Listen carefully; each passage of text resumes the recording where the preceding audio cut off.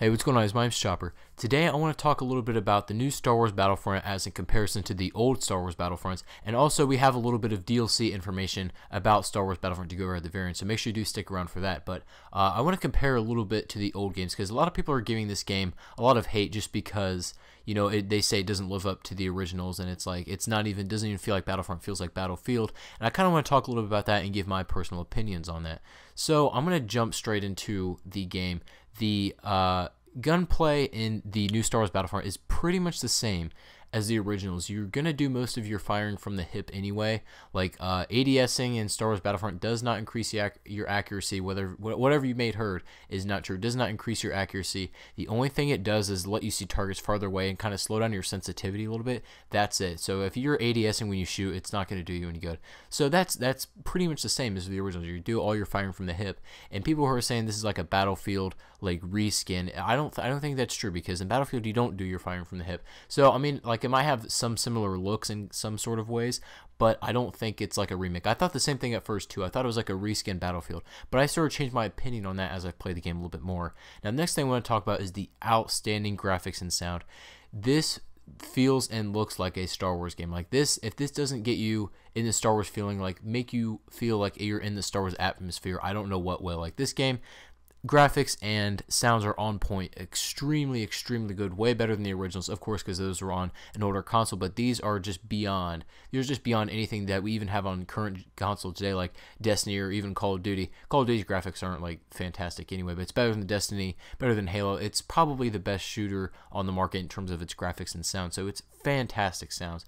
And you know, the old Battlefronts had pretty good sounds. They were okay, I mean, for their time anyway, but this one is just fantastic. So I think that it did live up to its expectations in terms of graphics and sounds. Now, a lot of people are upset that there is no story, and I kind of agree with them. Like, this game could have had a fantastic story with the new graphics and how beautiful they are, and like even in the co-op, like the cutscenes, they could have done so many cool things with that if they had put a story mode in. You know, the cutscenes that they had could have been awesome, and I don't know why they didn't put a story mode in. I'll probably dive into that deeper maybe in future videos if you guys want to hear me talk about that. But there is no story, and a lot of people are upset about that, including myself. I kind of would like a story on Star Wars Battlefront, something to play besides the multiplayer and the co-op. And the co-op is kind of a joke. That leads really well into that. Co-op is kind of just stupid. I mean, it's just like a wave defense. It's super easy. It's super easy wave defense, and it gets stale after about 2 playthroughs.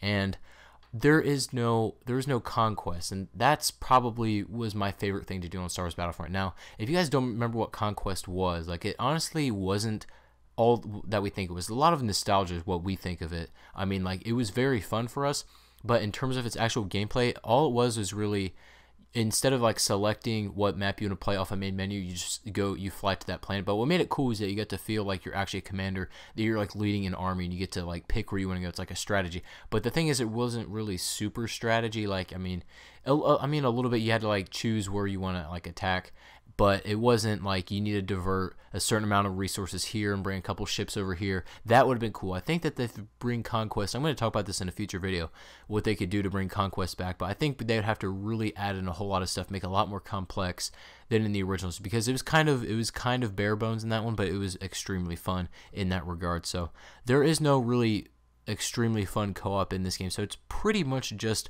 relying on its multiplayer to keep it standing. Now, since it's really just standing on its multiplayer, I think the lack of content is due to how good the graphics and sounds are. Now, I think the developers chose the outstanding graphics and sounds for a reason. They wanted the game to feel like you're living your Star Wars fantasy. In fact, that was a survey question. If you played the beta, I'm pretty sure a question will pop up that said, do you feel like you're living your Star Wars fantasy? I think that's what their goal was with the whole graphics and sounds thing. And if they had to sacrifice some content to do that, then, you know, so be it. I kind of see why they had to do that. But this game still does have an extremely low lack of content for the graphics that it have. Now, some people say graphics make the game. However, I disagree. I think that gameplay makes the game. That's just my personal opinion. I know everybody's going to be different, but I don't know if making the graphics that good really would have to cut out that much content. So I don't know about that. I'm going to talk about that in a future video. And now we need to get into the DLC. So the DLC, I just heard that episode DLC 7, like episode 7 DLC for Star Wars Battlefront has been canceled. I'm not sure why, I just know that it has been canceled. So we're not going to see any episode 7 DLC for the Star Wars Battlefront as of right now anyway. I think this is subject to change because we don't know what's behind the season pass yet, but the word right now is that it is canceled, and also there is no Clone Wars era, and it's original trilogy only. So somebody tweeted at them and asked, what are we going to see behind the season pass? Are you guys going to see Clone Wars or Episode 7, or what are you guys doing? They said, we are currently focusing on the original trilogy. Now, I'm not too sure how much more stuff they can add in for 4 DLC packs with original trilogy. They're running out of characters and running out of actual settings and places. I'm sure they can come up with something, but I think it's going to be original trilogy for the entire DLC season. So if you guys were looking for Episode 7 DLC or for Clone Wars, I just do not buy the season pass. Do not buy the season pass if you're looking for those kind of things, because you will be disappointed. If you bought the season pass already, then either try to get your money back, which is kind of hard to do, or you're just gonna have to deal with it, and you're gonna have original trilogy stuff for the entire DLC season, which I think is going to be 4 packs. So unless this changes, I think this is what's set in stone right now. So if you guys did enjoy this video, make sure to leave a like, and let me know if you guys want me to talk about Star Wars Battlefront, why there's no story, in a future video, because I might just do that. So thank you all for watching, and I'll see you guys on the next video.